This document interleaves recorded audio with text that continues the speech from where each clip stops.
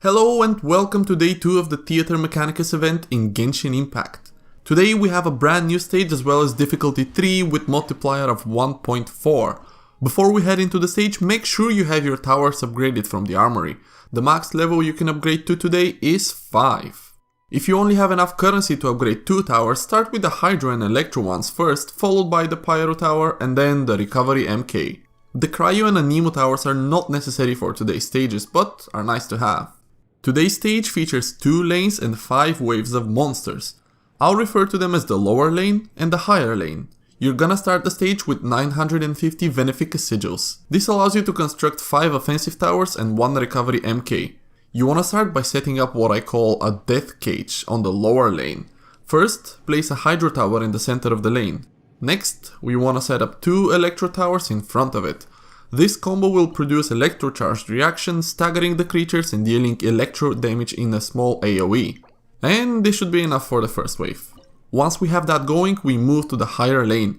The higher lane will spawn weaker monsters. You wanna take advantage of that by building up your economy up there, while not sacrificing any firepower. First, build a recovery MK in the front most of the center row closer to the exit portal. Next, build a Hydro tower in the center of the lane, just behind it. Lastly, build an Electro tower behind the Hydro one and you should have exactly 0 sigils left. You see that the configuration on the floor is not the same as the lower lane, but we still want to apply the same principles. On a few rare occasions, a Berserker might slip through. This is because your Hydro tower might be out of sync with their movement and miss him. If it does, just build an Electro tower in the back near the portal and it should take care of it, or try to yeet the monster out of the map. Since we built so far back, it might take some time for the monsters to reach your towers. However, it ensures that the first wave of faster berserkers are taken care of. If you get tired of waiting for the monsters, you can always just give them a nudge.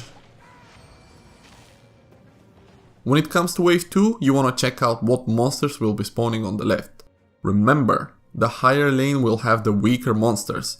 This means that if there are Mythochurls, Ruin Guards or Lava Churls, they'll spawn on the lower lane. Here we're gonna have some Cryo Slimes and Ice Shield Mythochurls. This means that the higher lane is safe while the lower one would need some more firepower. For wave 2 you wanna finish building that death cage on the lower lane. You complete it by surrounding the Hydro tower with 2 more Electro towers and placing a Pyro tower behind them. At this point, if you're not taking any Fickle or Fearless bonuses, these 6 towers will carry you throughout all 5 waves. The only time where your higher lane might need help is if you get Electro Slimes on the second wave. In that case, a single Pyro tower behind your Electro one should be enough. You can delay one of your Electro towers on the lower lane when that happens. When it comes to Mystic Arts, just read through them and see which one will help you the most. For me, 250 free sigils meant I can build up my towers faster, even though I ended up building the wrong tower. The wave is easily taken care of without the help of any characters. And again, I'm using Kaya to nudge the monsters forward.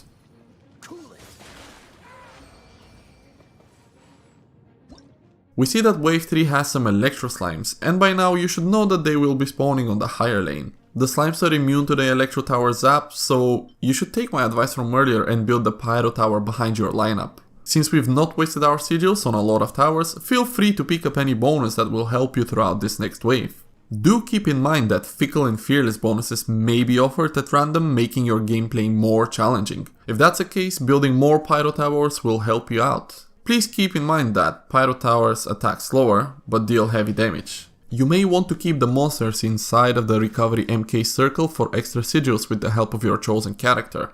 A Pyro character will overload the slimes, knocking them back into the circle. You can also use something like a Kaya or a Jean to push them back. Other viable options would be Klee's auto attack and charged attack, or Sucrose's elemental skill and charged attack. Other than that, the lower lane should have no issues with the monster spawn, giving you a clean clear on wave 3. Here I'm using Klee and Kaya to push the monsters inside the Recovery MK circle for some free money.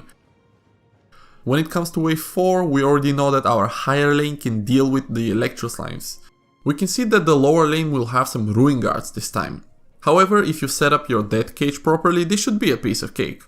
If your towers are not fully upgraded to level 5 before attempting this challenge, you might want to double down on the Pyro towers for some extra heavy hits at this stage. And indeed, looking at how the waves are going, you can see that the lower lane has no problem with the Ruin Guards. They are slow and don't spawn as frequently, so the Pyro Tower has enough time to shoot them down. Again, I'm utilizing Klee's attacks to keep the Electro Slimes in the MK circle, but this is definitely not required. As you can see, we have about 1000 sigils spare for only one wave left.